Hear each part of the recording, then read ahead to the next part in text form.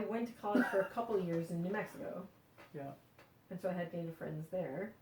And they're the ones that Santa Fe.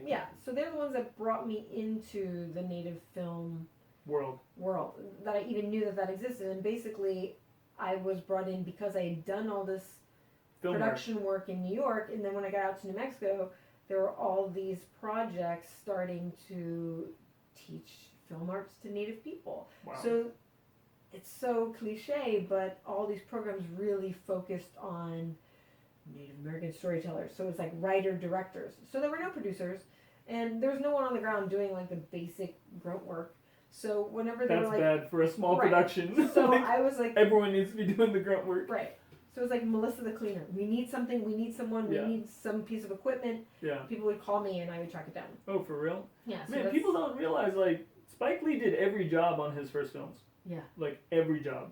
But also, like, people don't know how to do research. Right. On what That's jobs need to be done. crazy. Yeah. Um, Or where to get stuff. Or where to get props. Or, yeah. That's true. so that, and they basically were like, yeah, you can work with us because I was also brown, and I was one of the few other brown people who knew anything about film production. I think one of my favorite stories that you told me after working at the Museum of Native American is The American Indian. the Museum of the American Indian. Indian. Oh, I'm sorry. It's okay. That people would come up to you and be like, "Oh man, are you Italian?" Whereas like Indian. for our whole lives, it's That like, was in New Mexico. "Are you Native American?" Right. No. Are you Mexican? No. That was at a church in northern New Mexico. Oh, is I that was what like that was? looking for a church. I Yeah. decided like I was like not happy with my church, and I was like church shopping, which I can't stand that phrase. Yeah. But and I ended up going to an AG church.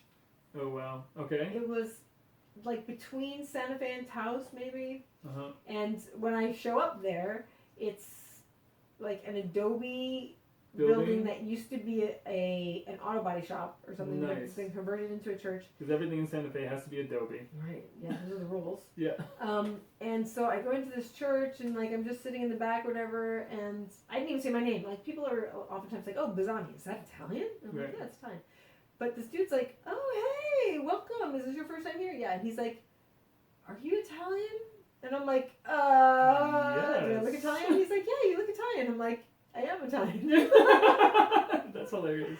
But Native people also thought I was Native. Like Right.